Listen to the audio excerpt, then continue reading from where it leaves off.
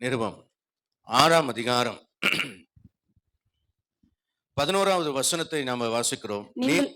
நீங்கள் அசதியாயிராமல் நீங்கள் அசதியாயிராமல் வாக்குத்தத்தமான ஆசீர்வாதங்களை விசுவாசத்தினாலும் நீடிய பொறுமையினாலும் சுதந்திரித்துக் கொள்கிறவர்களை பின்பற்றுகிறவர்களாய் இருந்து. இங்கே வாக்குத்தத்தமான ஆசீர்வாதங்களை விசுவாசத்தினாலும் நீடிய பொறுமையினாலும் சுதந்திரித்துக் கொள்கிறவர்களை பின்பற்றுங்கள்.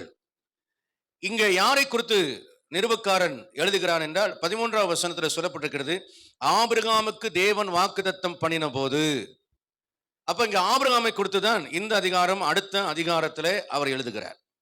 இப்ப இன்றைக்கு நான் இந்த ஆபிரகாமை, வாக்குத்தத்தங்களை பெற்ற இந்த ஆபிரகாம் வாக்குத்தத்தங்களை சுதந்திரிப்பதற்கு அவன் கடந்து வந்த பாதைகளிலே அவனுக்கு தேவ நீதியாக என்னென்ன ஒரு 5 காரியங்கள், அவர் தேவனுடைய பார்வையிலே வாக்குத்தத்தம் நிறைவேறுவதற்கு ஆபிரகாமை பூரணப்படுத்தின 5 காரியங்களை நாம் பார்க்க போகிறோம். அல்லேலூயா. முதலாவது காரியம், ஆபிரகாமுடைய கீழ்ப்படிதலிலே ஒரு பூரணம் வந்தது. வாசிக்கலாம். ஆதியாகமம் 22ஆம் அதிகாரம் 18வது வசனத்தை நாம படிக்கும் போது, நீ என் சொல்லுக்கு கீழ்ப்படிந்தபடியினால், ஆண்டவர் சொல்றாரு, என்ன சொல்றாரு? நீ என் சொல்லுக்கு கீழ்ப்படிந்தபடியினால். அப்போ ஒரு சொல்ல கூட ஆபிரகாம் விட்டு விடவில்லை. அல்லேலூயா. ஆபிரகாம் என்ன செய்யல? அப்பா அம்மா சொன்னா ஒரு சொல்ல கூட என்ன செய்யக்கூடாது? விடக்கூடாது. ஊழியக்காரன் சொன்னா, அதாவது ஊழியக்காரன் சொன்னா கர்த்தருக்குள்ள இருக்கிற ஊழியக்காரன், வெளியே இருக்கிற ஊழியக்காரங்களும் இருக்காங்க. அவங்கள பின்பற்றினா நம்ம நரகம் போயிடுவோம். ஸோ நீங்க பகுத்தறியணும். நான் கர்த்தருக்குள்ள இருக்கேன்னா இல்லையான்னு நீங்க தான் பகுத்தறியணும். என் வாழ்க்கையை பார்க்கணும், என் போதனையை பார்க்கணும், நான் குடும்பம் நடத்துறதை பார்க்கணும். பார்த்துட்டு நான் அதுக்கு பாத்திரவானன்னு சொன்னா என்னை திட்டாம, எரிச்சல் படாம, கோபப்படாம, தச்சுக்கு வெளியே போயிட்டு முறுமுறுக்காம என்ன செய்யணும்? சொல்லுக்கு என்ன செய்யணும்? வாக்கியத்துக்குன்னு சொல்லல, ஒரு அரை மணி நேரம் சொன்னாரே அதுக்குன்னு சொல்லல, சொல்லுக்கு. எந்த சொல்லுக்கு? என்னுடைய சொல்லல, தேவனுடைய சொல்லுக்கு. அப்படின்னா ஒரு சிங்கிள் வேர்டானாலும், எங்க பாஸ்டர் அடிக்கடி சொல்லுவார் ஒரு வசனத்தை, ஒரு வேதத்தில் ஒரு எழுத்தாகிலும் எழுத்தின் உறுப்பாகிலும் வசனத்தை தப்பா படிச்சுட்டோன்னு வச்சுக்கொள்ளுங்களேன், ஏப்பா நில்ல என்ன படிக்கிற வேதத்தை, உடனே இந்த வசனத்தை சொல்லுவார். ஒரு வேதத்தில் இருக்கிற ஒரு எழுத்தாகிலும் அது துணைக்கால் போடாம, சிலருக்கு சோக்கு சேன்னு படிச்சிருவாங்க, சிலருக்கு மாக்கு மா அப்படின்னு படிச்சிருவாங்க. ஒருத்தர் சபையில ஒரு உடனொலிக்காரன் படிச்சான், அவைகள் மாண்டு தங்கள் மண்ணுக்கு திரும்புன்னு போட்டிருக்கு. இந்த மா பக்கத்துல இருக்கிற கால் எடுத்துட்டு அவன் படிச்சுட்டான். சபையாரே ஒரே சிரிப்பு. அவர் திட்டினார், ஊழியக்காரனா இருந்துட்டு இந்த லட்சணத்துல படிச்சினா உன் சபையில் இருக்கிற, அப்படிதான் சொல்லுவாங்க, உன் சபையில் இருக்கிற விசுவாசிகள் எந்த லட்சணத்துல இருப்பாங்கன்னு சொல்லுவார். அப்ப இங்க ஆபிரகாமுடைய கீழ்ப்படுதலை பார்க்கிறோம். அவர் கீழ்ப்படுதலில் அவருடைய பூரணத்தை குறித்து வேகமாக நான் சொல்லி நான் கடந்து போக நான் விரும்புகிறேன். அங்க பாருங்க, ஆதியாகமம் 12ஆம் அதிகாரம் 1ஆம் வசனத்துல சொல்றாரு. நேராக நான் சுருக்கமா சொல்லிட்டு போறேன், வசனம் உங்களுக்கு எல்லாம் தெரிஞ்சதுதான்ல. உன் இனத்தையும் உன் ஜனத்தையும் உன் தகப்பன் வீட்டையும் விட்டு நான் காண்பிக்கும் தேசத்துக்கு போன்னு சொன்னாரு. நம்முடைய இனத்தை விட்டுடலாம், சொந்தக்காரங்களை விட்டுடலாம். உங்க அப்பா வீட்டை விட்டுட்டு வர சொன்னா என்ன வருது? எங்க அப்பா எப்படிலாம் என்ன வளர்த்தாரு தெரியுமாடி? உடனே என் பொண்ணு சொல்லுவா, உங்க அப்பா காக்கா அப்படிப்பா சும்மா உங்களுக்குள்ள விளையாண்டுக்குவாங்க ஜாலியா. உடனே என் மனைவி சிரிப்பா, ஆமாண்டி எங்க அப்பா கருப்பா இருந்தாலும் எனக்கு எங்க அப்பா தான் அப்படின்னு சொல்லுவா. ஓ உங்க அப்பா காக்காப்பா கா அப்படின்னு என் பொண்ணு சொல்லுவா. உடனே என் மனைவி சிரிச்சிருவாங்க. உன்ன உங்க அப்பாவும் அப்படி தாண்டி, நாளைக்கு உன் புருஷன் சொல்லுவாங்க, உங்க அப்பன்னு சொல்லுவான், அப்போ உனக்கு தெரியும் அப்படின்னு என் மனைவி சொல்லுவாங்க. அப்பாவை மறக்கிறது என்ன செய்யுது ஒரு பெண்ணுக்கு? கஷ்டம். அதனாலதான் சொல்றாரு, நினைவு சரியா இருக்கமானால் 15 25 ஞாபகம் இல்லை, 41 45 தெரியல, சங்கீதத்துல ராஜகுமாரத்தி உள்ளாக பூர்ண, ஆனால் குமார்த்தியை கேள், உன் செவியை சாய்த்து சிந்தித்துக்கொள், உன் தகப்பன் வீட்டையும் உன்னைய ஜனத்தையும் மறந்து விடு. அப்ப முதல்ல நம்முடைய அப்பா வீட்டை மறக்கணும் அப்படின்னா ரொம்ப கஷ்டம். 1989ஆம் ஆண்டு ஜனவரி 13ஆம் தேதி நான் ஊழியத்துக்கு அழைக்கப்பட்டேன். எங்க பாஸ்டர்ல போய் சொன்னேன். அவரு என்ன சொல்றாரு, இல்லப்பா சின்ன வயசுப்பா, ரொம்ப கஷ்டம் உனக்கு, நீ தாக்கு பிடிக்கிறது அப்படிலாம் சொன்னார். படிக்கலாமே அப்படிலாம் சொன்னார். அப்ப நான் சொன்னேன், இல்ல ஆண்டவர் மறிச்சா என்ன பண்ணுவான்னு கேட்கறாரு. நான் வைராக்கியமா நான் சொல்றதெல்லாம் பார்த்துட்டு சரி வீட்டில் போய் அம்மா அப்பாட்ட சொல்றேன். அம்மா அப்பாட்ட சொன்னாங்க. அவர் அடுத்த நாளே வந்துட்டானே எல்லாத்தையும் ரெடி பண்ணி வைக்க சொன்னாரு. சூட்கேஸ் எல்லாம் இப்போ துணி மணியில் ரெடி பண்ணிட்டு அவர், நான் பாஸ்டர்கிட்ட சொல்லும்போது அவர் முதல்ல சொன்னாரு, உங்க வீட்டுக்கு போகக்கூடாது, உங்க அம்மா அப்பாவை பார்க்கக்கூடாது, ₹1 காசு கூட அவங்க கிட்ட. எனக்கு 17 வயசு. எனக்கு எத்தனை வயசு? 17 வயசு. யோசேப்பின் வயசு இல்லை, யோசேப்புக்கு 17 தானே, ஆமா அந்த வயசு. வாங்க கூட சார். ஊழியத்துக்கு போகிற ஆரம்பத்துல எனக்கு என்னமோ ரொம்ப நல்லா வீரியமா பயங்கரமா இருந்துச்சு. 1 மாசம் ஆச்சு பாருங்க, ஹோம் சிக் வந்துருச்சு. எங்க அம்மாவை பார்க்க இத்தனைக்கும் புதன்கிழமை கூட்டத்துக்கு வருவாங்க, சனிக்கிழமை கூட்டத்துக்கு வருவாங்க, ஞாயிற்றுக்கிழமை காலை கூட்டம், சாயந்தரம் கூட்டம்லாம் வருவாங்க. ஆனா எனக்கு ஹோம் சிக் வந்துருச்சு. எங்க அம்மாவை பார்க்காம இருக்க முடியல, என் தங்கச்சியை பார்க்காம இருக்க முடியல, என் தம்பியை பார்க்காம இருக்க முடியல, அப்பா பார்க்காம இருக்க முடியல. ஒரே அழுகையா இருக்கும். சர்ச்சுக்கு பின்னாடி ஒரு வாசப்படி இருக்கும், பேக் டோர் வாசப்படி. அங்க போயிட்டு ஓ ஓ ஓ ஓ ஓன்னு அழுவேன். மூச்சு மூச்சு மூச்சு மூச்சுன்னு அழுவேன். சொல்றதுக்கு ரொம்ப ஈஸியா இருக்கும், அப்பா வீட்டை மறக்கணும், நம்முடைய ஜனத்தை விட்டு வரணும்னு ரொம்ப ஈஸியா இருக்கும். அவருக்கு என்ன சொல்லிட்டாரு ஆண்டவர், நான் என்ன சொல்லுவேன், இந்த பாஸ்டருக்கு என்ன சொல்லிட்டாரு, எனக்கு எல்லாம் ரொம்ப கஷ்டமா இருக்கு. அப்படி போனாதான் என்னவா, அம்மாவை பார்த்தாதான் என்னவா, அப்பாட்ட பார்த்தாதான் என்னவா அப்படின்னு ஒரு ஏக்கம் வரும். ஆனா ஆபிரகாம் பாருங்க, அந்த ஏக்கங்கள் எல்லாம், ஏன்னா இப்ப மாதிரிலாம் திரும்ப பிளைட்ல எல்லாம் போய் பார்த்துடலாங்கிற மாதிரியான ஒரு காலநிலை அல்ல. திரும்ப ஆபிரகாம் ஒரு நாள் அந்த இடத்துக்கு வர மாட்டேன்னு அவருக்கு நல்லா தெரியும். ஆனாலும் தேவனுக்கு அவர் கீழ்ப்படிந்தார். அல்லேலூயா. 2வது விஷயத்துல என்ன ஆச்சரியம்னா, எபிரேய நிருபக்காரர் பதிவு பண்ணி வைத்திருக்கிறார் ஆவியானவர் 11:8, போகும் இடம் இன்னதென்று அறியாமல் புறப்பட்டு போனான். He went out not knowing where he was going. Not knowing where he was going. எங்க போறானே அவனுக்கு தெரியாதான். அல்லேலூயா. இப்ப உங்களை ஆண்டு சொல்லிட்டாரு போங்கன்ட்டாரு, வீட்டை விட்டு போங்கன்ட்டாரு. ஆனா எங்க போறேன்னு சொல்லணும்ல, உங்க டெஸ்டினேஷனை சொல்லணும்ல, டெஸ்டினேஷனை சொல்லவே இல்லை. எங்க போய் சேரணும்னு சொல்லல, போன்ட்டாரு. இப்ப நாமளா இருந்தா என்ன பண்ணுவேன், இது லூஸ் ஆண்டவரா இருக்கிறாரு, பைத்தியக்கார ஆண்டவரா இருக்கிறாரு.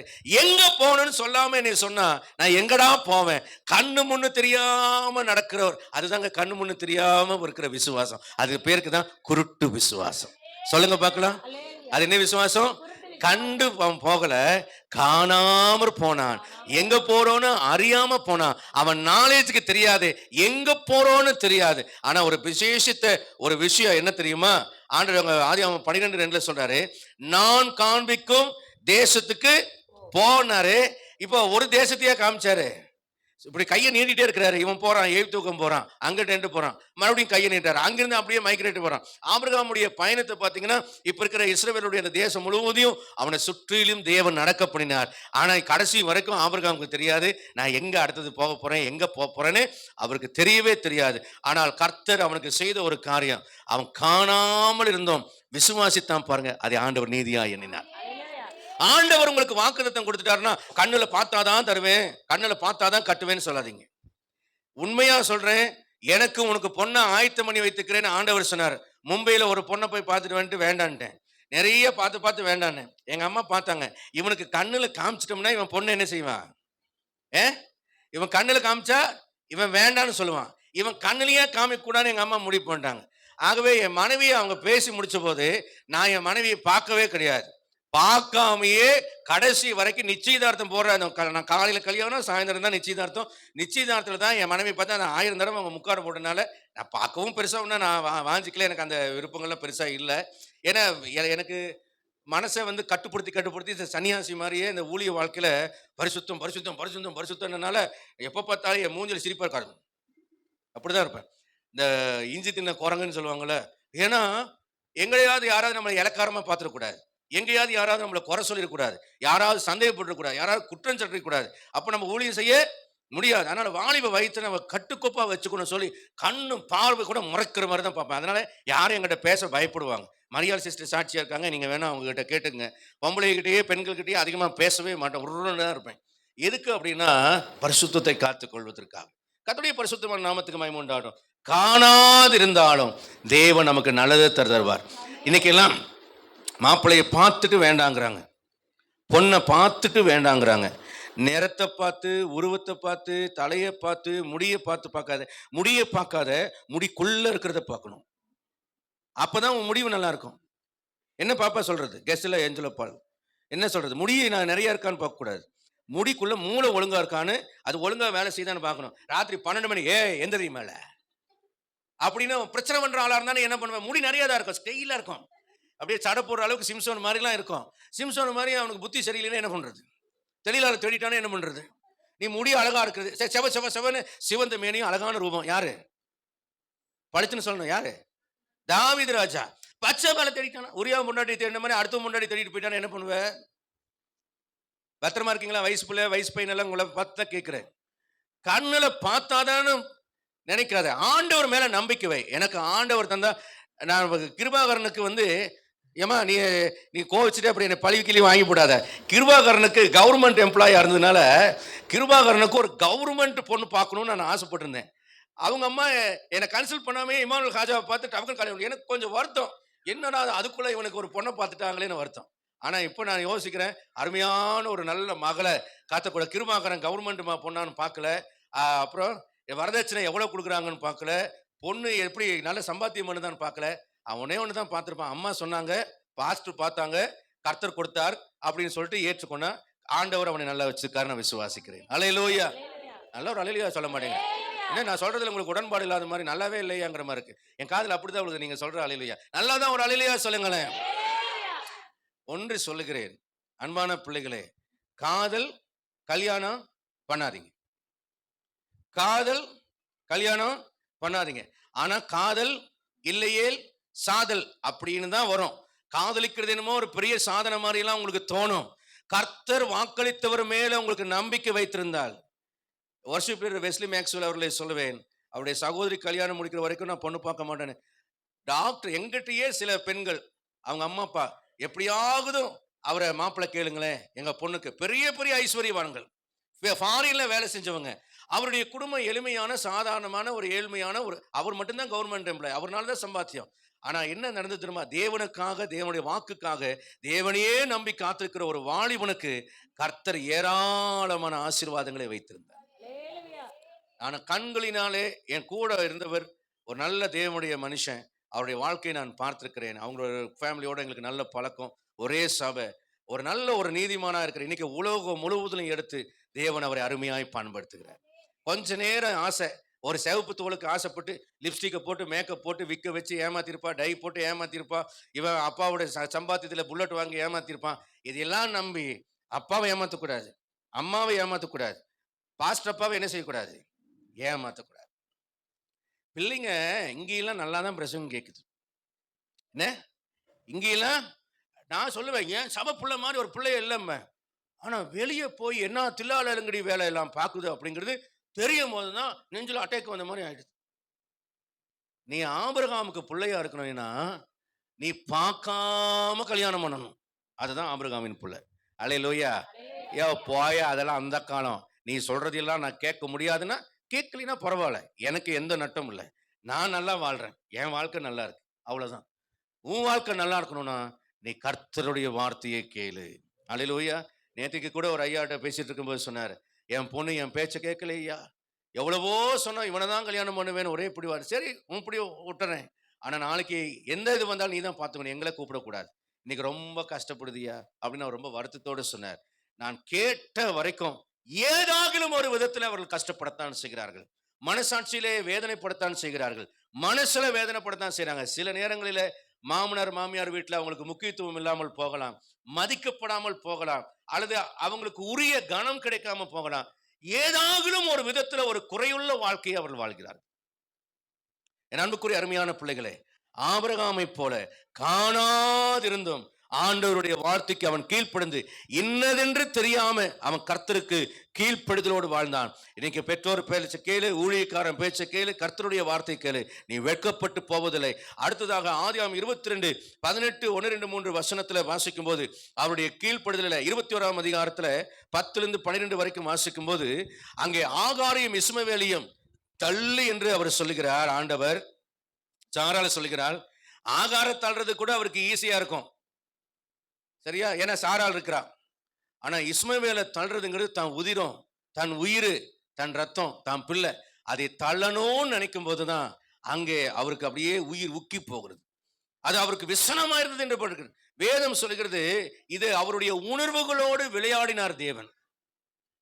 ஆபிரகாமை கீழ்ப்படிய வைப்பதற்கு, ஆபிரகாமுடைய கீழ்ப்படிதலை சோதிப்பதற்கு, ஆபிரகாமுடைய கீழ்ப்படிதலிலே பூர்ணம் அடைவதற்கு ஆபிரகாமினுடைய உணர்வுகளோடு தேவன் விளையாடினார். அவனுடைய உணர்வுகள் தேவனுக்கு கீழ்ப்படுகிறதா என்பதை ஆண்டவர் ஆராய்ந்து பார்த்தார். அல்லேலூயா.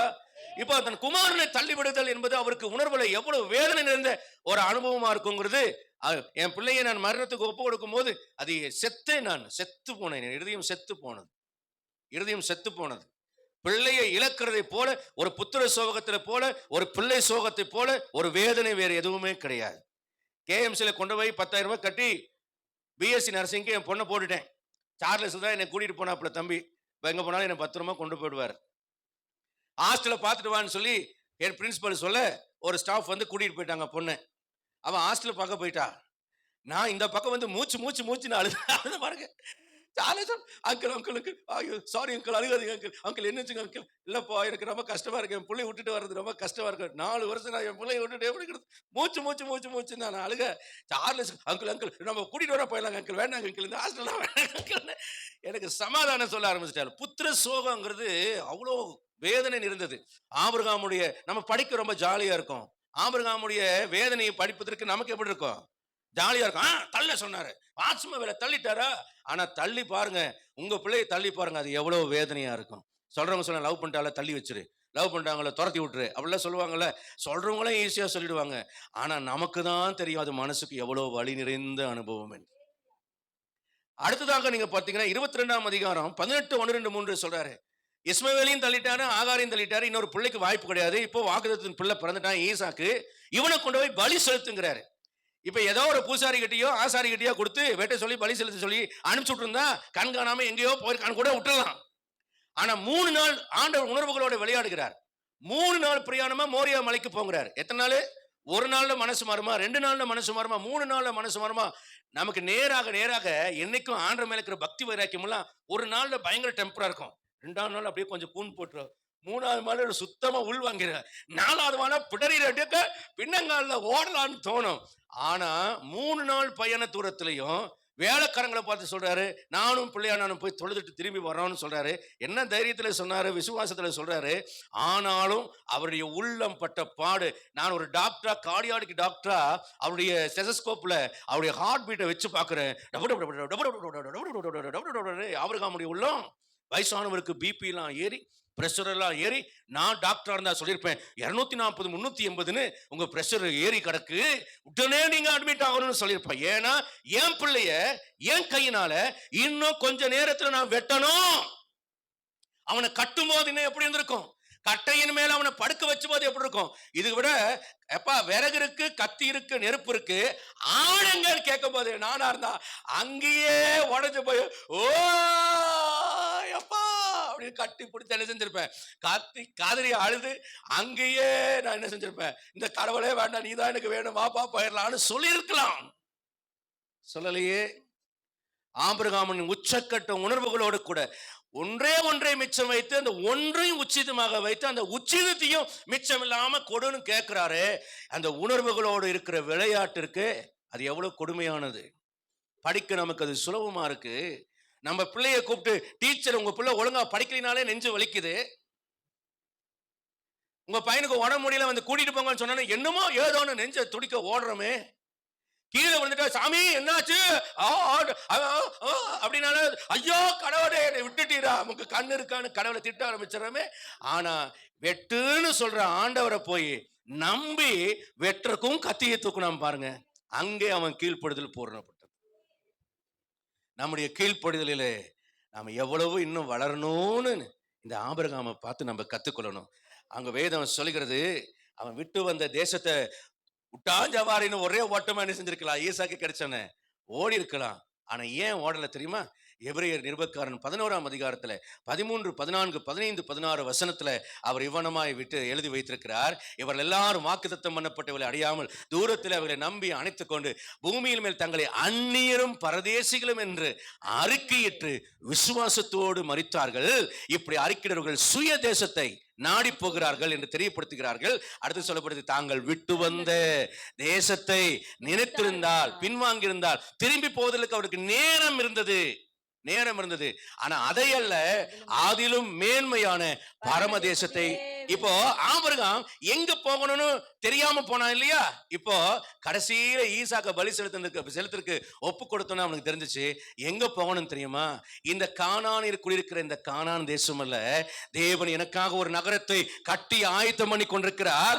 அந்த நகரத்திற்கு, அந்த பரம தேசத்திற்காக தான் கர்த்தர் இனத்தை விட்டு ஜனத்தை விட்டு அழைத்து வந்தார். அதற்காகத்தான் இந்த கீழ்ப்படுதலில் நான் பூரணம் அடைகிறேன். வாக்குத்தத்தங்கள் எல்லாம் ஈசாக்கு என்றாலும் கானான் என்றாலும் பூமிக்குரியவைகளாக ஆண்டவர் சொன்னாலும் உண்மையிலே தேவனுடைய வாக்குத்தத்தம் பரிசுத்த ஆவியானவர், அந்த ஆவியானவர் மூலமாக பரலோக தேசம், அந்த பரலோக தேசத்தில் நித்திய ஜீவனையே ஆண்டவர் எனக்கு வாக்குத்தத்தமாய் கொடுத்திருக்கிறேன் என்கிற ஒரு சத்தியத்தை ஆபிரகாம் கிட்ட இருந்து நாம உணர்றோம். ஆண்டவர் வனாந்தத்தில் நயங்காட்டி அழைக்கிறார். நாம வரும்போது நம்முடைய பிரச்சனைகள் மாறும், வியாதிகள் மாறும், பாவங்கள் மன்னிக்கப்படுகிறது, உலக கடன் பாரங்கள் நீங்குகிறது. உலகத்தில் ஒரு காரை தரார், ஒரு வீட்டை தரார், ஒரே ஒரு மனைவியை தான் தருவார், வேற என்ன எக்ஸ்ட்ரா அதுக்கு தரவே மாட்டார். ஆனா பிள்ளைகள் வேணா, நீ கேட்டதெல்லாம் பிள்ளைகளை தருவார். எவ்வளவு கார் வேணாலும் தருவார், எவ்வளவு வீடு வேணாலும் தருவார். ஆனால் ஒரே ஒரு மனைவிதான், ஒரே ஒரு புருஷனைத்தான் தருவார். அங்க டைவர்ஸ் பண்ணிட்டு வேற கல்யாணம் பண்றதுக்கெல்லாம் நம்ம கிறிஸ்தவத்துல வாய்ப்புகளே இல்லை. அப்படிப்பட்ட ஒரு சூழ்நிலைக்கு மத்தியில நம்முடைய ஆண்டவர் 100 மடங்கு கொடுத்து ஆசீர்வதிக்கிறேன்னு சொல்றதெல்லாம் எதுக்கு தெரியுமா? நீ பரலோகம் போகணும் என்பதற்காக. சிலரை ரூத்தை போல கர்த்தர் வாழ்க்கை கொடுத்திருக்கலாம், சிலருக்கு தாவீது பத்சேபாலை போல வாழ்க்கை கொடுத்திருக்கலாம், தவறு சொல்லல, அவைகளும் வேதத்தில் இருக்கிறது. சிலருக்கு ராகாபாவாக இருந்தவர்களை எல்லாம் கர்த்தர் வாழ வைத்திருக்கலாம். கர்த்தர் நம்முடைய வாழ்க்கையில கிமுங்கிற முன்னால, கிறிஸ்துவுக்கு முன்னால கிறிஸ்துவுக்கு பின்னால 2 வாழ்க்கை இருக்கிறது. நாம் தேவனை அறியாத போது, சத்தியத்தை அறியாத போது, நாம் விடுதலை அறியாத போது நம்முடைய வாழ்க்கையில எது வேணா நடக்கிறார். ஆனா பூர்ணமாக சத்தியத்தை தெரிந்து கொண்டதுக்கு அப்புறம் இனி எதையும் மாற்றுவதற்கு நமக்கு அதிகாரம் இல்லை. ஒரே ஒண்ணுதான், பரம தேசத்தை நோக்கி நம்முடைய ஓட்டத்தை ஓட வேண்டும். அல்லேலூயா, அல்லேலூயா. கர்த்தருடைய பரிசுத்தமான நாமத்திற்கு மகிமை உண்டாகட்டும். ஆகவே அவன் எபிரேயர் 11:9 சொல்கிறார், அங்க எதுக்காக வாழ்ந்தானா?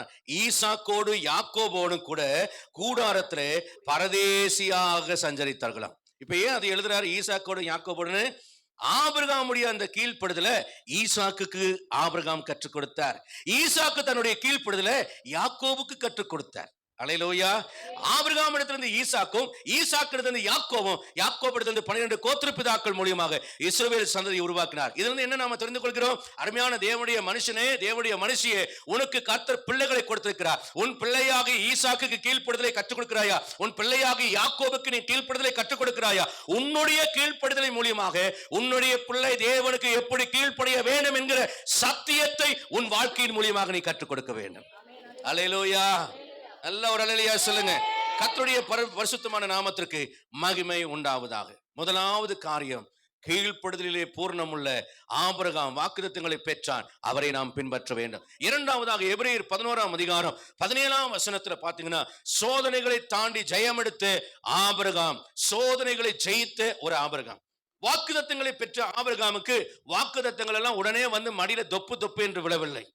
அந்த வாக்குத்தத்தங்கள் கிடைப்பதற்கு அவர் நிறைய சோதனைகளை தாண்டி வர வேண்டியதா இருந்தது. முதலாவதாக நம்ம படிக்கிறோம் 1 பேதுரு 1:6-7 சோதனைகளை நாம் ஏற்றுக்கொள்ள வேண்டும். ஏனென்றால் சோதனைகளை அழிந்து போகிற பொண்ணு அக்கினியால் புடமிடுகிறது போல நம்முடைய விசுவாசம் முதலாவது சோதிக்கப்படும் என்று வேதம் சொல்கிறது. சோதனையை நாம் ஏற்றுக்கொள்ளணும். இரண்டாவது யாக்கோபு 1:12 வாசிக்கிறோம், சோதனையை நாம் சகிக்கிறோம். சோதனையை சகிக்கிற மனுஷன் பாக்கியவான் என்று எழுதப்பட்டிருக்கிறது. ஆபிரகாம் சோதனையை சகித்தார். மூன்றாவது எபிரேயர்ல நம்ம வாசிக்கிறோம், எபிரேயர் 12:18 நினைக்கிறேன். அதுல யோபு சோதனையை ஜெயித்தார், ஆபிரகாமும் சோதனைகளை அவர் ஜெயித்தார். எபிரேயர் 11:18 ஈசாக்கை பலியாக அவர் செலுத்தின பொழுது, சோதிக்கப்பட்ட போது அவர் பலியாக ஈசாக்கை செலுத்தின பொழுது அவர் அந்த இடத்துல சோதனையை ஜெயித்தவராக மாறினார். அப்ப அன்பான தேவனுடைய பிள்ளைகளே, சோதனையை ஜெயிக்கிற மனுஷன் பாக்கியவான். அல்லேலூயா. ஆபிரகாம் சோதனைகளை ஜெயிக்காமல் அவர் வாக்குத்தத்தங்களை சுதந்திரிக்கவில்லை. முதலாவது சோதனை என்ன? அந்த சோதனையிலே அவர் ஜெயத்தில் ஒரு பூரணம் அடைந்தார். ஆதியாகமம் 12:14-15 20 நம்ம படிக்கும் போது முதல் தடவை தன் மனைவியை பார்வோன் தூக்கிட்டு போயிடுறான். இரண்டாவது தடவை நல்ல அழகான கிழவிய அபிமெலேக்கு என்ன செய்யறான்? தூக்கிட்டு போயிடான். இளம் வயசா இருக்கும் போதும் ஒரு ராஜா தூக்கிட்டு போயிடுறான். முதிர் வயசு கிழவியா இருக்கும் போதும் இன்னொரு ராஜா தூக்கிட்டு போறான். ஆபிரகாமுக்கு பெரிய தொல்லை. நீங்க கொஞ்சம் யோசனை பண்ணி பாருங்க. இந்த பார்வோனுடைய தேசத்துல போயிருக்கிறான். சகோதரின்னு சொல்லிட்டாங்க. சகோதரின்னு சொன்ன பார்வோனுடைய ஆட்கள் தூக்கிட்டு போயிட்டான். யார? சாரால. அதுலதான் ஆகாரு, கோவில் கழுதை, ஒட்டகம், எல்லா சன்மானம், வீடு நிறைய. ஆபிரகாமுக்கு என்ன வந்துருச்சு? பீரோ, கட்டல், சாமானம் எல்லாமே இறங்கிருச்சு. ஆடு, மாடு, ஒட்டகம், குதிரை, ஆகாரெல்லாம் எல்லாம் உட்காந்துருக்காங்க. அடிமைகள் எல்லாம் வந்து உட்கார்ந்துட்டு இருக்காங்க. ஆனா இத்தனை இருந்தாலும் இதெல்லாம் ஆபிரகாமுக்கு தேவையில்லை. ஆபிரகாமுடைய இருதயம் எங்க இருக்கு? அவர் மனைவியாகிய சாராள மேல இருக்கு. அங்க ஆபிரகாமை பார்வோன் இருதயத்தை புடுங்கிட்டு எல்லாத்தையும் கொடுத்துட்டான். அப்ப சோதனை நீங்க நல்லா கவனிச்சு பாருங்க. ஒரு தேவனுடைய மனுஷன் கர்த்தருக்கு கீழ்ப்படிஞ்சு போறான். கர்த்தருக்கு கீழ்ப்படிஞ்சு போறவனுடைய பொண்டாட்டிய இன்னொருத்தன் தூக்கிட்டு போயிட்டான். நம்ம படிக்க நல்லா தான் இருக்கு. நீங்க கொஞ்சம் கற்பனை பண்ணி பாருங்க. உங்க மனைவிய ஒரு ரவுடி கொண்டு போயிட்டான், ஒரு அரசியல்வாதி கொண்டு போயிட்டாங்க அப்படிங்கிற மாதிரி ஒரு சூழ்நிலை வந்தா உங்களுக்கு எப்படி இருக்கும்? இப்பதான் நமக்கு வலிக்கும். எப்படி பாஸ்ட் இந்த வார்த்தையை சொல்லலாம் அப்படின்னு எல்லாரும் எங்களுடைய முயற்சியை முறுக்கிட்டு சண்டைக்கு வந்துருவீங்க. உங்க மனைவியை பார்த்தா கூட அப்படின்னு முறைப்பீங்க. நானும் அப்படிதான் முறைப்பேன். நீங்க மட்டும் என்ன விதை விளக்கா என்ன? நானே முறைக்கும் போது நீங்க முறைச்சா என்ன தப்பு கிடையாதுதான். அப்படியே மீசை எல்லாம் எனக்கு மீசை இல்ல, இருந்தாலும் அது உள்ளுக்குள்ள இருந்து கொஞ்சம் தோலுக்குள்ள இருந்து கொஞ்சம் துடிக்கும், ரத்தம் எல்லாம் சூடேறும். ஆனா ஆபிரகாமுக்கு என்ன மீசை துடிச்சாலும் தாடி ஆடினாலும் பார்வோனுக்கிட்ட என்ன செய்ய முடியாது. இவர் என்ன நினைச்சிருக்கணும்? ஏயா உங்களோட பேச்சை கேட்டு வந்தா இருக்கிற என் பொண்டாட்டியும் புடுங்கிட்டு விட்டா நான் என்ன பண்ணுவேன் அப்படின்னு ஆண்டுக்கு விரோதமா அவர் முறுமுறுக்கவில்லை. அவர் அப்படியே மூஞ்சி தொங்கிட்டு அப்படியே சோகமா உட்காந்துருக்கார். ஆண்டவர் ஏதாவது திட்டுவானா பார்க்கலாம். சாத்தான் சொல்றான்ல யோபு குறை சொல்லுவான்னு, அந்த மாதிரி ஏதாவது குறை சொல்லுவாரு ஆபிரகாம் சோதிக்கும் போது அப்படின்னு பார்த்தா இந்த ஆபிரகாம் ஒண்ணுமே சொல்ல மாட்டேங்கிறாரு. ஆகார் முக்காடுக்குள்ள ஒன்றரை கண்ணில் பார்க்கலாம். இந்த எஜமான் நல்லா அழகா இருக்காரு, ஆள் கரெக்ட் நல்ல சேவை சூப்பரா இருக்கிறாரு, யாரா இருக்கும் இவரு, எதுக்காக சாராள அனுப்புனாரு அப்படின்லாம் ஆகாரம் இப்படி முக்காட்டுக்குள்ள எல்லாம் ஒளிஞ்சு பாக்குறா. இவருக்கு ஆகாரம் மேலேயும் ஒரு நோக்கம் இல்ல, வேற அடிமைகள் மேலேயும் நோக்கம் இல்ல. ஒட்டகம் கணக்குது, குதிரை கத்துது, அங்க சாமானம் தங்க வயிறெல்லாம் இருக்கு, எது மேலேயும் நோக்கல, பேசாம உட்காந்துருக்காரு. ஆனா அங்கே கர்த்தர் பேசுறார், வாதிகளால் வாதிக்கிறார், அனுப்பிவிட அவன் தீர்க்கதரிசிங்கிறாரு. அவன் உடனே அனுப்பிச்சு வச்சுட்டான். சரி அப்பாடான்னு மூச்சு விட்டு உட்கார்றாரு. இப்ப வயசான கிழவியா இருக்கும்போது என்ன பிரச்சனையுமே இல்லைன்னா ஆபிரகாம் கேர்ஃப்ரீ டேஸ்ல இருக்கிறார். இப்ப பார்த்தா அபிமெலேக்கு தூக்கிட்டு போயிட்டான். ஏன்னா சரியா வாக்குத்தத்தம் நிறைவேறது. கிழவிக்கு தோல்ல சுருக்க மாறிடுச்சு, வெள்ள முடியலாம் கருப்பு முடிய ஆயிடுச்சு. ஆள் பார்க்க எங்க அந்த ஜென்ம தேசத்திலிருந்து வரும்போது அந்த இளமை சாரால் இருந்தாலே அந்த மாதிரி இன்னைக்கு சிவா பாருங்க, மாப்பிள்ள மாதிரி நல்ல டையெல்லாம் அடிச்சு செம சூப்பரா இருக்கிறார் பாருங்க. அந்த மாதிரி ஒரு 30 வயசு பின்னால போயிடுச்சு. யாருக்கு? சாராளுக்கு. செம அழகி ஆயிட்டா சாராள். அபிமெலேக்கு பார்த்தாரு, அங்க அவரை தள்ளிட்டு போயிட்டாரு. எவன் நினைச்சான் கிளவியானதுக்கு அப்புறம் பிரச்சனை வராதுன்னா, கிளவியானதுக்கு அப்புறம் தான்டா பிரச்சனையே வருது. நான் அப்படிதான் நினைச்சேன். என் மனைவிக்கு 52 வயசு ஆயிடுச்சு, இனி தொந்தரவே இருக்காதுன்னு நினைச்சேன். ட்ரெயினில் போனாலும் தொல்லையா இருக்கு, 2 வீலர்ல போனாலும் தொல்லையா இருக்கு. ஒண்ணு நான் வேகமா போற மாதிரி இருக்கு, இல்லைன்னா சடன் பிரேக் போடுற மாதிரி இருக்கு. டென்ஷனா வருது வாழ்க்கையில.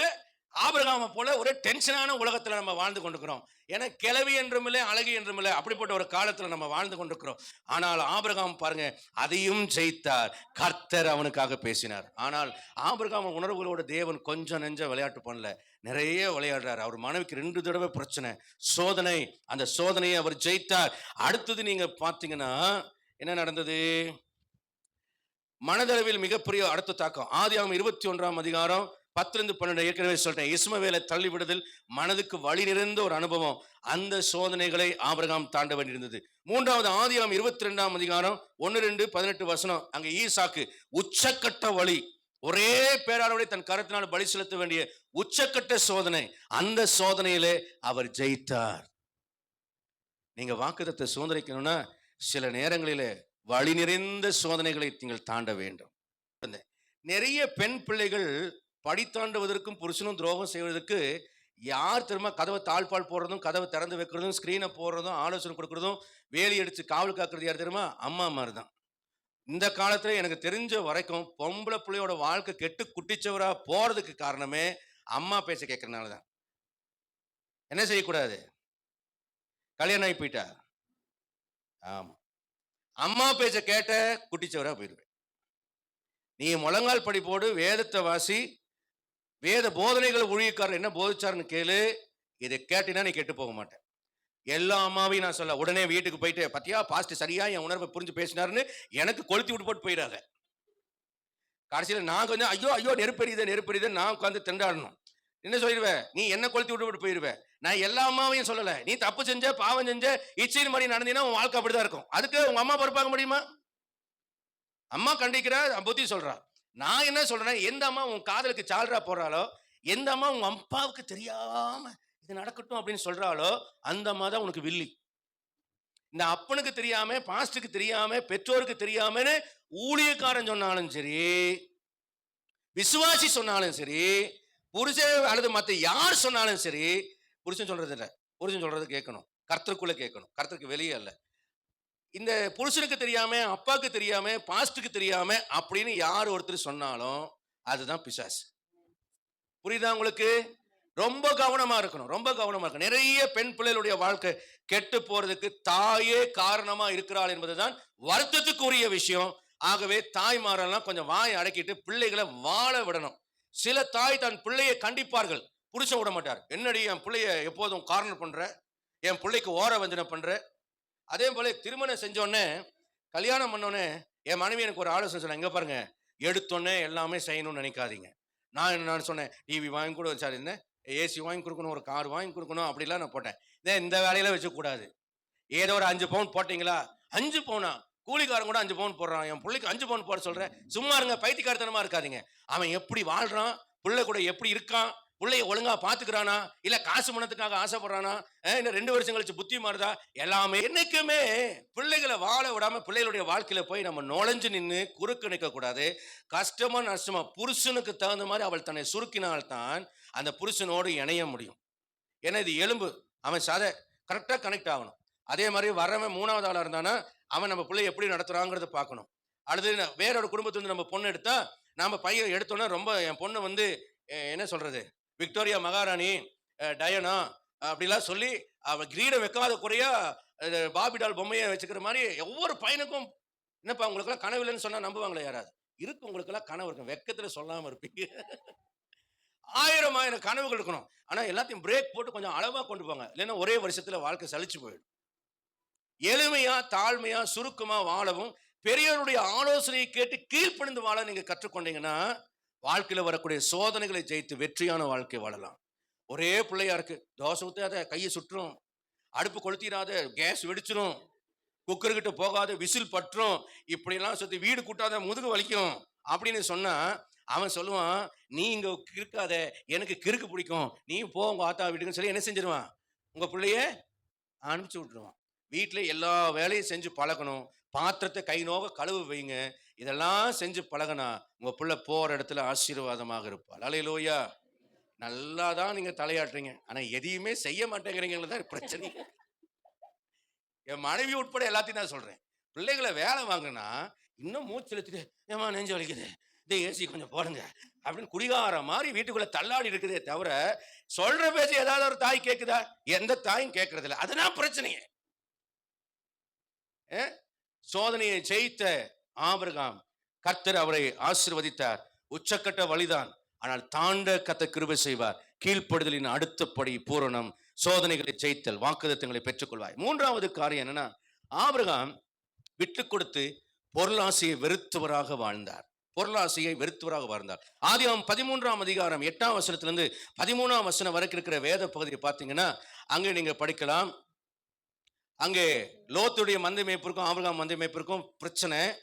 லோத்தை பார்த்து சொல்ல, ஏப்பா நீ இடது பக்கம் போனா நான் வலது பக்கம் போறேன், வலது பக்கம் போனா இடது பக்கம் போறேன் அப்படின்னு சொல்லிட்டு, நான் வலது பக்கம் போயிரு, நீ இடது பக்கம் போகணும்னு அவர் சொல்லல. ஏன்னா முதல் அத்தாரிட்டி யாருக்குன்னா ஆபிரகாமுக்கு தான் இருக்கு. ஏன்னா அவர் தான் வந்தார். அதனால அவர் எங்க போகணும்னு அவர் தான் ஃபர்ஸ்ட் முடிவு பண்ணணும். ஆனா இந்த இடத்துல முடிவு எடுக்கிறத யாருக்கு, லோத்துக்கு அவர் என்ன செய்தார், விட்டு கொடுக்கிறார். என்னைக்குமே ஒண்ணு கிடைச்சுங்க. சில நேரத்துல அம்மாமார் என்ன பண்ணுவாங்கன்னா, ஒரு மகனுக்கோ அல்லது ஒரு மகளுக்கோ அல்லது ஒரு மருமகளுக்கோ என்ன பண்ணுவாங்க, சில மாமியார் வந்து ஒரு மருமகள் கட்சியா இருப்பாங்க. இந்த ஒரு மருமகள் கட்சி மாமியாரா இருந்தா கையை தூக்கி ஒரு அல்லையா சொல்லுங்கன்னு சொல்ல மாட்டேன். ஆமா, 2 மருமகள் இருந்தா ஒரு மருமகளுக்கு தான் நான் அங்கதான் செய்வேன், நான் இங்க தான் செய்வேன். ஏன்னா எங்க அம்மா அப்படிதான் சொல்லுவாங்க. அதனாலதான் சொல்றேன். நீங்க நினைச்சீங்க பாஸ்டர் என்னடா என்னை தாக்கிட்டாரு அப்படின்னு, நீங்க தச்சு மூடிட்டு நீங்க பஞ்சாயத்து வைக்காம விட போறதில்ல அப்படின்னு நீங்க முடிவு பண்ணீங்க. இவன் பொருளாசையை வெறுத்தான். லோத்துக்கு விட்டு கொடுத்தானா, லோத்து என்ன பண்ணா, சோதம் கொமரா ஏதேன் மாதிரி தெரிஞ்சது, அவன் சூஸ் பண்ணிட்டு போயிட்டான். ஏன்னா ஆடு மாடு மேய்க்கிறது அவன் தொழில். செழிப்பான நீர்வளம் பொருந்திய இடம் அவனுக்கு தேவை. நல்ல இடத்த எடுத்துட்டு ட்ரைனஸான ஒரு இடத்த விட்டுட்டு போட்டார். ஆனா பார்க்க தான் ட்ரைனஸான இடம், ஆனா அதுதான் சேஃப்டியான இடம், பாதுகாப்பான இடம். சில நேரத்துல என்ன, இந்த மாப்பிள்ளைக்கு கார் இல்லை, இந்த மாப்பிள்ளைக்கு சொந்த வீடு இல்லை. இப்பெல்லாம் மாப்பிள்ளைக்கு சொந்த வீடு வேணும்னு பெரிய பங்களா 8 பெட்ரூம் இருக்குங்கிறாங்க. ரொம்ப சந்தோஷமா கல்யாணம் கட்டிட்டாங்க. கல்யாணம் முடிச்சு உங்க அம்மா உங்க அப்பாட்ட ஒரு 20 லட்சம் ரூபாய் வாங்கிட்டு வாங்குறான். ஏதுக்கு அப்படின்னு கேட்கிறா. இதெல்லாம் லோன் போட்டு தான் கட்டியிருக்கு. எத்தனை இருக்கு லோனு? 4 கோடி ரூபாய். 8 பெட்ரூம் வச்சு கட்டி 4 கோடி ரூபாய் லோன் போட்டிருக்கான். இப்ப 20 லட்சம் ரூபாய் என்ன செய்யணும், உங்க அப்பா வீட்டுல வாங்கிட்டு வா. சொந்த வீடு இருக்குன்னு நினைச்சிட்டு கட்டி கொடுக்குறீங்களா? பெரிய படிப்பாளின்னு கட்டி கொடுக்குறீங்களா? திருப்பூர்ல ஒரு பொண்ணு தற்கொலை பண்ணி செத்தா பாருங்க. என்ன வசதி குறைவு அவங்க அப்பா வச்சாரு, ஆனா தற்கொலை பண்ணி செத்தா இல்லையா? நல்லா கவனிங்க. தவறை வாழ்க்கையில செய்யாதபடிக்கு எச்சரிக்கையா இருங்கள். செழிப்பை பார்த்து ஏமாந்து போகாதீங்க. இரண்டாவது ஒரு சம்பவம் ஆபிரகாமுடைய வாழ்க்கையில, சோதோமின் ராஜா. ஆதியாகமம் 14ஆம் அதிகாரம் 21 23 வரைக்கும் வாசிக்கிறோம். தேவனுடைய நியாய தீர்ப்பில் இந்த சோதோம் குமராவின் பொருட்கள் எல்லாம் அழியும் என்று தேவன் தீர்மானித்து வைத்திருந்தார். இந்த சோதோமின் ராஜா என்ன பண்றான்? எல்லா பொருட்களையும் ஆபிரகாமுக்கு தருவதற்கு அவன் முன் வந்தான். ஆனால் ஆபிரகாம் எந்த பொருளையும், ஷூ கட்டுற ஒரு வார கூட நான் எடுத்துக்கொள்ள மாட்டேன்னு ரிஜெக்ட் பண்ணினாரு. நான் ஒரு ஜெபம் பண்ணுவேன். என்ன ஜெபம் தெரியுமா? நீர் தராத ஆசீர்வாதங்கள் எனக்கு வேண்டாம், நீர் அனுமதிக்காத பாடுகள் எனக்கு வேண்டாம். இந்த ரெண்டு ஜெபமும் எனக்காக நான் பண்ணுவேன். ஆண்டவரே, நீ தராத BMW, நீ தராத ஆடிக்காரு, நீ தராத பங்களா, நீ தராத மருமகன், என் மகன் என்னதான் ட்ரை பண்ணாலும் ஆண்டவருக்கு ஒப்பில்லாத மருமகன் என் வீட்டுக்குள்ள வரவே முடியாது. என்ன பாப்பா? That is my faith. என் மகன் வலது இடது எந்த பக்கம் தூண்டி போட்டாலும் வலை போட்டாலும் அவனால காதலும் பண்ண முடியாது, காதல் கல்யாணம் பண்ண முடியாது. எல்லாம் பாதியிலே அந்த பிஞ்சு நூலா போயிடும். என்ன மின்னு பாக்குறது பார்த்து என்னடா அது பாஸ்ட் பண்ணலாம் பேசுறாரு அப்படிங்கிற மாதிரி இருக்கு. மற்ற பிள்ளைகளை சொன்னா பிரச்சனை. போன வாரம் நான் சொன்ன மாதிரி. அதனால என் பிள்ளை சொல்லிட்டு போனா பிரச்சனை கிடையாது. என் விசுவாசம் அது. என் பிள்ளைகளுக்கு சொல்லி சொல்லி வளர்க்கிற விசுவாசம் அது. என் மகன் சொல்லியிருக்கா, ஒரு நாளும் உன் பேச்சை மீறி நான் ஒரு திருமண வாழ்க்கையை சூஸ் பண்ண மாட்டேன், நீ தைரியமா என்னை நம்புப்பா. நான் என் பிள்ளையை நம்புகிறேன், என் மகளை நான் நம்புகிறேன். யாராவது அப்படி அப்ரோச் பண்ணாலும் அவன் நோன்னு சொல்வான்னு நான் விசுவாசிக்கிறேன். ஒருவேளை சொல்லியிருக்கலாம், அல்லது சொல்லிக் கொண்டிருக்கலாம், அல்லது இனிமேல் சொல்ல போகலாம். எனக்கு என்ன நான் சொல்ல வருகிறேன் என்றால், சோதோமின் ராஜாவினால் ஐஸ்வர்யவானன் என்று நீ சொல்லக்கூடாது. நான் கர்த்தரால் தான் நான் ஆசீர்வதிக்கப்பட வேண்டும். பிசாசு நம்முடைய ஆத்மாவுக்கு பதிலாக அவன் சொல்றான், சோதோமின் ராஜா பொருட்களை எடுத்துக்கொள்ளும், ஜனங்களை கொடுத்துரும். உன் வீட்டில் காரை கொடுப்பான், காருக்கு பதிலாக 2 உயிரை எடுத்துருவான். நிறைய பேர் 3 லட்சம் ரூபாய் பைக் கேட்குறான், பையன் வாங்கி கொடுத்துறாங்க. ஒருத்தர் பேப்பரில் நான் படித்தேன், யூடியூப்லையும் பார்த்தேன். ஐயோ என் பிள்ளைய நானே கொண்டுட்டேன், ஏன்டா இவனே கொண்டுட்டானா கொலகார பாவி அப்படின்னு பார்த்தேன். அவன் கொல்லல, 3 லட்சம் ரூபாய் பைக் கேட்டானா, எத்தனையோ சிசி பைக் வாங்கி கொடுத்தானா, முதல் ரைட்லயே போய் வேகமா போய் அடிச்சு லாரியில மோதி இந்த ஒரு பார்ட் அப்படியே டேர் ஆயிருச்சு. இந்த ஷோல்டர்ல இருந்து இந்த விலா எலும்பு வரைக்கும் இருக்கக்கூடிய பகுதி 2 பிஞ்சிருச்சு. ஆஸ்பத்திரியில வச்சு அந்த உள்ள இருக்கிற ஒரு நர்ஸ் ஆளு, இந்த பிணவரையில் இருக்கிற ஆளு காமிக்கிறாரு, 2 கிழிச்சு அந்த தகப்பன் தலையில கையை வச்சிருக்கு வந்திருக்க. பிசாசு சில பொருட்களை உன் பிள்ளைக்கு கொடுப்பான், சில ஆசீர்வாதங்களை கொடுப்பான், உயிரை எடுத்துருவான், உயிரை எடுத்துருவான். பொருளாசை தன்னை உடையவர்களுடைய உயிரை வாங்கும் என்று வேதம் சொல்லுது. கண்டிக்கணும், ஆரம்பத்திலேயே கண்டிச்சிருங்க. பிசாசுக்கு ஆரம்பத்திலேயே ஏத்து நின்னுங்க. சிலர் 1000 நகை பணம் வீடு வாசல் சேர்க்கிறது தப்புல. நான் வர்ஷிப்ல சொன்னது போல சொல்றேன், இடத்து மேல இடத்த கத்தர் எனக்கு கொடுத்தார், வீட்டு மேல வீட்டை எனக்கு கத்தர் கொடுத்தார், காரு மேல 3 கார் என் வீட்டுல நின்னுச்சு. இப்பவும் வாங்கணும்னா வாங்க முடியும், ஆனா நான் தான் வாங்காம வச்சிருக்கேன். வேண்டாம், எளிமையும் தாழ்மையும் வாழக்கு நம்மளை இப்ப ட்ரெயின் பண்ணணும். மேல வாழ்றது ரொம்ப ஈஸி, கீழே வாழ்றது கஷ்டம். நீங்க கீழே வாழ்ந்து பாருங்க, உங்களால முடிஞ்சா அதுதான் உங்களுக்கு சக்தி. பணக்காரனா வாழ்றது சுலபம், ஏழையா வாழ்றது கஷ்டம். நான் ஏழையும் எளிமையுமா வாழ்றேன், அதனால 4 பேர் என்னை மதிக்க மாட்டான், அதை எதிர்கொண்டு வாழணும். என்னை அவமானப்படுத்துவான், அதை எதிர்கொண்டு வாழணும். மட்டம் தட்டுவான், அதை எதிர்கொண்டு வாழணும். இதுதான் என்னுடைய ஆவிக்குரிய வலிமை. நான் உடனே பந்தா பண்ணி என் பணத்தையோ என் செயினியோ என் மோதிரத்தையோ என் காரையோ என் பைக்கையோ நிறுத்தி எனக்கு நான் மரியாதையை சம்பாதிக்கிற முயற்சி பண்ணக்கூடாது. அது எனக்குரிய மரியாதை அல்ல, அந்த பொருளுக்குரிய மரியாதை. இப்ப நான் ஏன் எளிமையா வாழ்றேன்னு தெரியுமா? எனக்குன்னு ஒரு மரியாதை என்ன, அந்த மரியாதையை நான் சம்பாதிக்கிறேன். அதனாலதான் எளிமையா வாழ்றேன். இப்ப என் வீட்டுல 2 கார் எடுத்த என்னால முடியும், 2 பிளாட் வாங்க என்னால முடியும். ஏன் நான் செய்யறது இல்லை? செய்ய மாட்டேன். ஏன்னா எனக்கு சோதோமின் ஆசீர்வாதம் எனக்கு வேண்டாம், இந்த உலகத்தின் ராஜா எனக்கு கொடுக்கிற ஆஃபர்ஸ் எனக்கு வேண்டாம். எனக்கு தெரியும், சில ஆசீர்வாதங்கள் என் வீட்டுக்குள்ள வந்தா என் பிள்ளைங்க கெட்டு போகலாம், சில ஐஸ்வர்யங்கள் என் வீட்டுக்குள்ள வந்தா என் பிள்ளைங்க என்னை மதிக்காமல் போகலாம், எனக்கும் என் பிள்ளைக்கு நடுவில் ஒரு இடைவெளி வந்துடலாம். இன்னைக்கு பாருங்க, பணம் இன்னைக்கு பெற்றோருக்கும் பிள்ளைகளுக்கு நடுவில் ஒரு இடைவெளியை ஏற்படுத்தி விட்டது. அநேக வீட்டுல வந்த ஆசீர்வாதம் பெற்றோருக்குரிய மரியாதையை எடுத்து போயிட்டு விட்டது. அநேக புருஷமாருக்கு வந்த உயர்வு மனைவியின் மேல் இருக்கிற அன்பையும் மரியாதையை எடுத்து போட்டு விட்டது. அநேக மனைவிமாருடைய ஆசீர்வாதம் வந்த மாமனார் மாமியாருடைய மதிப்பு மரியாதையை எடுக்கப்பட்டு போய்விட்டது. சில ஆசீர்வாதங்கள், தேவன் தரும் ஆசீர்வாதம் வந்தா யாருக்கும் ஒரு பாதிப்பு வரும். கர்த்தருடைய ஆசீர்வாதம் ஐஸ்வர்யத்தை தரும், அதனோட அவர் வேதனையை கூட்ட மாட்டார். எங்கிருந்து வருது? பிரசவ வேதனைப்பட்டு வருகிற எந்த ஆசீர்வாதமும் யாருடைய மனதையும் புண்படுத்தாது, யாரையும் வேதனைப்படுத்தாது, யாருக்கு முன்பாக மேன்மை பாராட்டாது, யாரையும் மட்டம் தட்டாது, யாரையும் இழிவா நினைக்காது, யாருக்கும் வேதனையை கொடுக்காது. ஏன்னா அந்த ஆசீர்வாதம் தேவனால் அங்கீகரிக்கப்பட்ட ஆசீர்வாதம். திடீர்னு வருகிற காளான் போல வருகிற ஆசீர்வாதம் இருக்கு பாருங்க.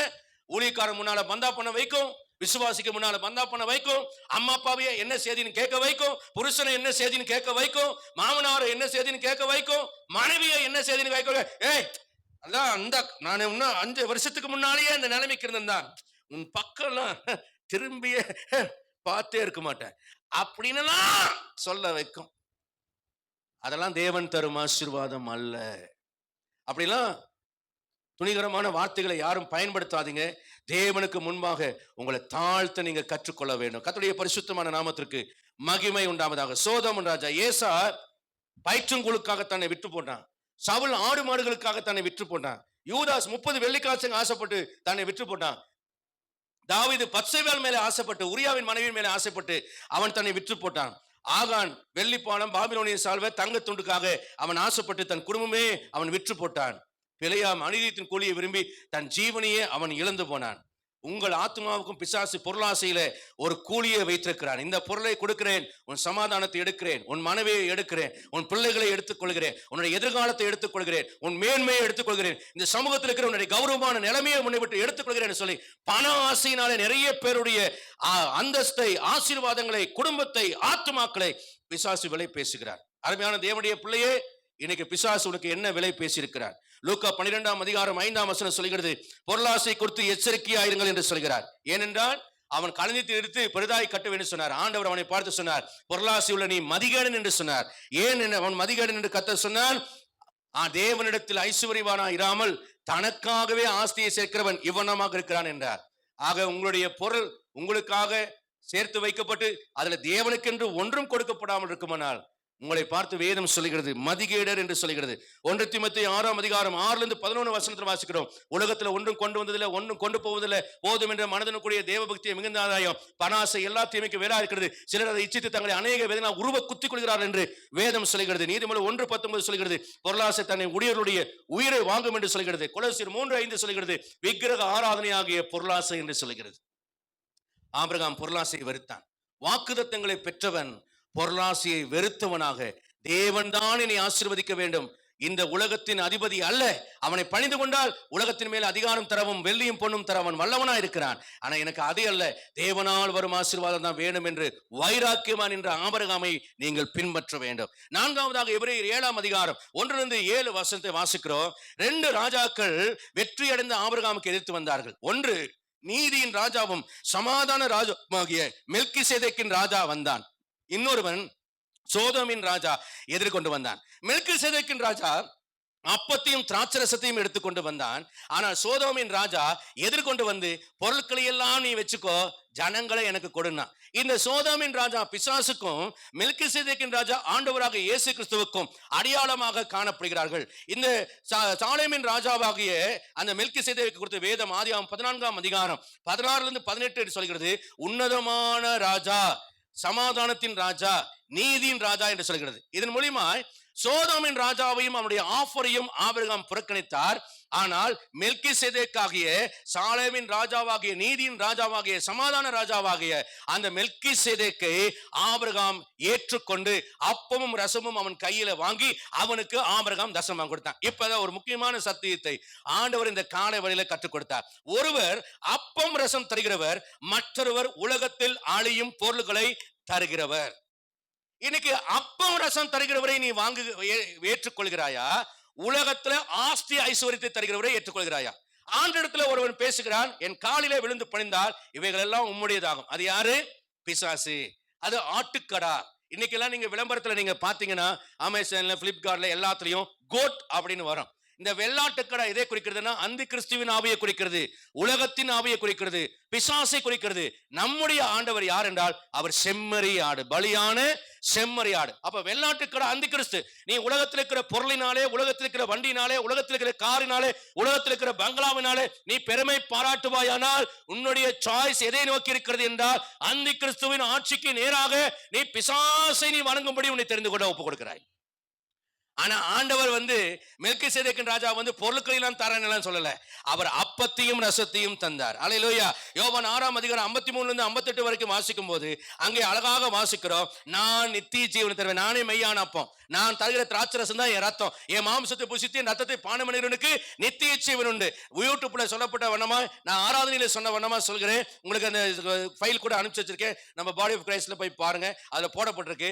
3 தடவை வேதத்தை படித்த ஒரு புறஜாதி மனுஷன் சொல்கிறார், ரத்தத்திலே பண்புகள் இருக்கிறது, அந்த மாம்சம் அந்த டிரான்ஸ்பார்மேஷனை குறிக்கிறது.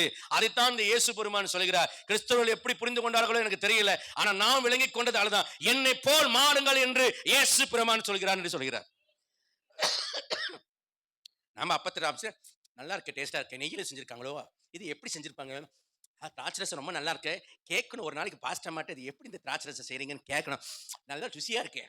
ஆண்டவர் என்ன சொல்றாரு, என்னை நினைவு கூறும்படி செய்யுங்கன்னா, இந்த அப்பத்தை எப்படி செஞ்சிருப்பாங்க, இந்த திராட்சை ரசத்தை எப்படி செஞ்சிருப்பாங்க, பாஸ்டர் கஞ்சத்தனமா இத்தினூண்டா கொடுக்குறாரு, கொஞ்சம் பெருசா கொடுத்தாது என்ன மிச்சம் தான் அவ்வளவு இருக்காமே அப்படின்னு நினைச்சிட்டு உட்கார்ந்தீங்கன்னா உங்களுக்கு என்ன சொல்றது சொல்லுங்க.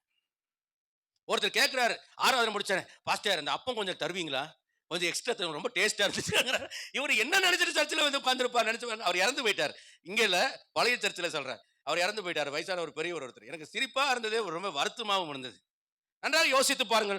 அப்போ திருவசனத்தை கொடுக்கிற, சத்தியத்தை கொடுக்கிற ஊழியக்காரனை தெரிந்து கொள்றீங்களா? உங்களுக்கு ஆசீர்வாதத்தை தருவேன், பொருளாசையை கொடுத்து காரை தருவேன், பங்களா தருவேன், வெளிநாடு தருவேன்னு, வேலை தருவேன் பிரசங்கம் பண்ற பிரசங்கியார தர்றீங்களா? யாரை நீங்க தேடுறீங்க? நான் பிரசங்கம் பண்றது உங்களுக்கு கொஞ்சம் வலிக்கும், நான் பிரசங்கம் பண்றது உங்களுக்கு கொஞ்சம் குத்தும், நான் பிரசங்கம் பண்றது உங்களுக்கு மரியாதை இல்லாத மாதிரி இருக்கும். என்ன பாஸ்ட் கொஞ்சம் வரன்னு பேசுறாரு, ரொம்ப மாதம் இந்த இவ்வளவு தூரத்தில் சபைக்கு வர்றேன், ஒரு கட்டாம பேசுறாரு அப்படின்னா, நீங்க பரலோகம் போகும்போது சொல்லுவீங்க, அங்க என்ன பார்த்து பாஸ்டர் எனக்கு பார்த்து தோத்திரம் பாஸ்டர், நீங்க அன்னைக்கு கண்டிச்சதுனாலதான் பாஸ்டர் இன்னைக்கு நான் இங்க பத்திரமா வந்தேன் அப்படின்னு சொல்லுவீங்க. நரகம் போன ஆத்தமாலாம் சொல்லு, உன் பேச்சை கேட்டு நான் பாஸ்டர் குறை சொல்லி நீ உன்னோட சேர்ந்து நீ நரகத்துக்கு கொண்டு தள்ளி நீ பிசாசே அப்படின்னு உன்ன போய் மூத்த விசுவாசி நினைச்ச, உன்ன போய் மாமியார் நினைச்ச, உன்ன போய் அம்மா நினைச்ச, உன் பேச்சை கேட்டு நான் நரகத்தை வந்து உட்காந்துக்கிறேன். பாஸ்டர் அன்னைக்கே சொன்னார், சபைக்குள்ளும் சங்கத்துக்குள்ளும் கொஞ்சம் கூடிய எல்லா தீமைக்கும் உள்ளானேனே, போதகத்தை நான் வெறுத்தேனே, போதக கடிந்து கொள்வதை என் மனம் அலட்சியம் பண்ணிருந்தேன், அவர் பிரசங்கம் பண்ணலாம் போயா அப்படித்தாயா அப்படி நான் மனசுல நினைச்சேன். ஆனா இன்னைக்கு நரகத்துல உட்காந்து உன் பேச்சை கேட்டு நான் கஷ்டப்படுறேன்னு, என் மாமியாரே உன் பேச்சை கேட்டு நான் கெட்டு போனேன், ஏன் அம்மா உன் பேச்சை கேட்டு கெட்டு போனேன் அப்படின்னு நரகத்துல சண்டை நடக்கும். ஏன்னா எனக்கு நரகத்துல என்ன நடக்குதுங்க பத்தி எனக்கு கவலை இல்லை, ஏன்னா எனக்கு அதுக்கு சம்பந்தம் இல்லைன்னா அங்க போறேன். அங்க வர்றவங்க எல்லாம் நல்லா கவனிச்சுக்கோங்க, நீங்க இங்க என்ன திட்டினாலும் பரவாயில்ல, அங்க வந்ததுக்கு அப்புறம் நான் உங்களை பார்த்தும் பார்க்காத மாதிரி போயிடுவேன். அவ்வளவுதான், நமக்கு உனக்கு இருக்கிற கனெக்ஷன் எல்லாம் முடிஞ்சு போச்சு, என் வேலை முடிஞ்சு போச்சு, நான் இயேசுவையே பார்ப்பேன்னு நான் போயிடுவேன். நல்லா கவனிங்க, நீங்க யாரை தெரிந்து கொள்ளுங்க. ஆபிரகாம் வாக்குத்தத்தங்களை பெற்ற ஆபிரகாம் மெல்கிசேதேக்கை தெரிந்து கொண்டார். 2 ராஜாக்கள் எதிர்கொண்டு வருவாங்க. உனக்கு இந்த உலகம் எதிர்கொண்டு வரும், சாத்தான் எதிர்கொண்டு வருவான், ஆண்டவனும் வருவார், ஊழியக்காரனும் எதிர்கொண்டு வருகிறான். நீ யாரை தெரிந்து கொள்கிறாய்? கடிந்து கொள்கிற, உனக்கு பரலோகத்தை வழிநடத்துகிற ஊழியக்காரனையா, அல்லது நரகத்துக்கு நேராக உன்னை நடத்தி ஆசீர்வாதத்தை கொடுக்கிறேன்னு சொல்ற ஊழியக்காரனையா? எந்த சபையை தெரிந்து கொள்ள போகிறாய்? சபை கட்டடங்கள் பெரிதாக்குறது பெருசு இல்ல, அதனால நான் ஊழியம் செய்யறேன்னு சொல்றது பெருசு இல்ல. இந்த கட்டடம் சபை அல்ல, இந்த மாடி சபை அல்ல, ஏசி சபை அல்ல, ஆனால் சத்தியம் இருக்கிற இடங்கள் தான் அது எனக்குரிய தொழுவம், எனக்குரிய கூடாரம். அங்கேதான் கர்த்தர் உனக்கு மேய்ச்சல் வைத்திருக்கிறார், அங்கேதான் கர்த்தர் உனக்கு நித்திய ஜீவனை வைத்திருக்கிறார், அங்கேதான் கர்த்தர் உனக்கு ஆசீர்வாதத்தை வைத்திருக்கிறார். நீ யாரை இந்த கால வழியிலே தேடுகிறார்? உண்மையா நீ மெல்கிசேதேக்கு கூட ஐக்கியப்படுவாயானால், அப்பம் ரசம் வாங்குகிற அவனுக்கு நீ தசம பாகம் கொடுக்க வேண்டும். எப்பா கரெக்டா ரூட்டை போட்டு வந்து நின்றுட்டாரு, இங்க லாக்க போட்டாரு அப்படின்னா, உண்மை என்னன்னா, நீ ஏற்றுக்கொண்டேங்கிறதுக்கு அடையாளம் என்ன தெரியுமா? நீ உன் தசமபாகத்தை கொடுக்கணும். இது நியாயப்பிரமாணமோ பழைய ஏற்பாடு அல்ல, வாக்குத்தத்த சந்ததியார் யாரோ அவர்கள் ஆபிரகாமின் பிள்ளைகள் என்று சொல்லப்படுகிறது. நீ ஆபிரகாமை பின்பற்ற வேண்டுமானால், ஆபிரகாமுக்கு பிள்ளையா இருக்க வேண்டுமானால், ஆபிரகாம் தசமபாகம் கொடுத்தது போல நீயும் தசமபாகம் கொடுக்கணும். நீ தசமபாகம் கொடுக்காம யூடியூப்ல போடுறான், பாஸ்டர்மாருக்கு ஆசை, பணம் ஆசை, அவங்க கொடு 10 கொடு, எங்க இருக்கு புதிய ஏற்பாட்டுல அப்படின்னாலும் கேட்பாங்க. எல்லாத்தையும் ஆண்டு வெளியரங்கமா எழுதணும்னு அவசியம் இல்லை. சிலதெல்லாம் விசுவாசத்துல செய்ய வேண்டிய ஒரு காரியம், எல்லாத்தையும் பழிச்சுன்னு தேவன் சொல்லணும்னு அவசியம் இல்லை. இதெல்லாம் கீழான ஒரு காரியம். இந்த கீழான படியிலேயே உனக்கு கீழ்ப்படிய முடியலனா, நீ மேலான காரியத்தை ஈசாக்க கொண்டு எங்க பலி செலுத்துவேன்? ஆபிரகாம் தசமபாகம் செலுத்தினாரு, அவருக்கு அது சிம்பிளான விஷயம். அதை விட மேல தம் ஒரே பரான பிள்ளையே கொண்டு வந்து அவர் தேவனுடைய வார்த்தைக்காக கீழ்ப்படிந்து ஒப்பு கொடுத்தார். தசமபாகமே செலுத்த முடியாத உன்னால தேவனுக்கு எப்படி பெரிய காரியங்களை செய்ய உன்னை ஒப்பு கொடுக்க முடியும்? உன் ஜீவனை எப்படி தர முடியும்? என்னை பின்பற்றுங்கள் என்று சொன்னாரு. எல்லாத்தையும் விட்டுட்டு எப்படி அவருக்கு பின்னால வர முடியும்? நல்லா கவனித்துக் கொள்ளுங்க. அப்பத்தையும் ரசத்தையும் நீ ஏற்றுக்கொள்கிறாய் என்றால், நீ அந்த அப்பரசம் கொடுக்கிறவனுக்கு தசமமாகவும் கொடுத்து அவரை ஏற்றுக்கொண்டதின் அடையாளமா உன்னை ஒப்பு கொடுக்க வேண்டும். அல்லேலூயா. ஆபிரகாம் அதை செய்தார். கடைசியாக 5வது காரியத்தை நான் முடிக்க விரும்புகிறேன். ஆதியாகமம் 18ஆம் அதிகாரம் 22-33 வரைக்கும் வாக்குத்தத்தங்களை பெற்ற ஆபிரகாம் தேவனுக்கு முன்பாக திறப்பிலே நிற்கிறவராய் இருந்தார். எப்படி திறப்பிலே நின்றார்?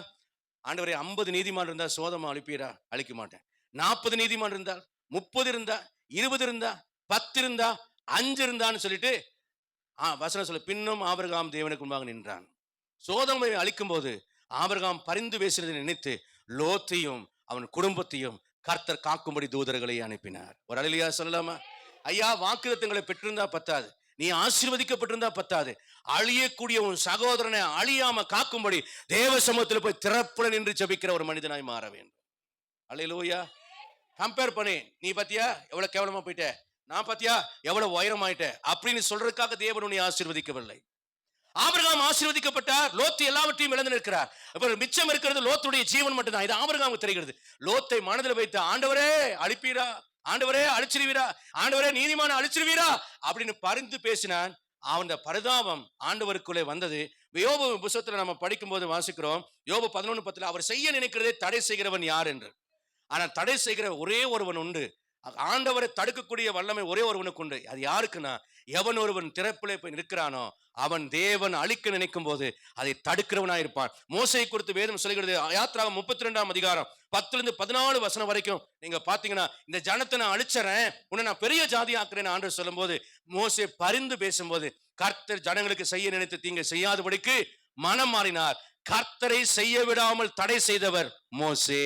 யார் ஒருவர் தேவ சமூகத்தில் திறப்பில் நிற்கிறீர்களோ, அழியும் ஆத்துமாக்களை அழியாதபடிக்கு அவர்களை காக்கக்கூடிய வல்லமை உங்கள் கையில் இருக்கிறது. ஜெப வீரர்கள், பாசமிக்கவர்கள், அன்புள்ளவர்கள், தங்களை தியாகம் செய்கிறவர்கள். எசேக்கியேல் 22ஆம் அதிகாரம் 30ஆம் வசனத்திலே திறப்பிலே நிற்கவும் சுவரை அடைக்கவும் நான் ஒரு மனுஷனை தேடினேன் என்று அழைக்கிறார். ஆபிரகாம் திறப்பிலே நின்றார், சுவரை அடைத்தார். கர்த்தருக்கு முன்பாக நின்ற ஆபிரகாமை போல இன்னைக்கு கர்த்தர் உங்களையும் அழைக்கிறார். ஆபிரகாமை பின்பற்றுகிற தேவ மனிதனும் மனுஷனையா இருப்பையானால், நீ தேவ சமூகத்துல விழுந்து போன, பின்வாங்கி போன, தேவனை விட்டு தூரம் போன உங்கள் பிள்ளைகளுக்காக, சகோதரனுக்காக, சகோதரிக்காக, குடும்பத்தாருக்காக, மற்ற விசுவாசிகளுக்காக தேவ சமூகத்துல போய் அவர் அழிய வேண்டும் என்று நினைக்காம, ஆண்டவரே அவரை ரட்சிக்க வேண்டும், அழிக்க கூடாது, அவரை காப்பாற்ற வேண்டும் என்று கண்ணீரோடு ஜெபிக்கிறவர்களாய் மாற வேண்டும். இதுதான் ஆபிரகாமினுடைய 5 நிலைகள். இதை நீங்கள் செய்வீர்களானால் நீங்கள் வாக்குத்தத்தமான ஆசீர்வாதங்களை நீங்கள் அவரால் நிச்சயமாய் பெற்றுக்கொள்வீர்கள். முழங்கால் படிட்டு ஜெபிப்போம்.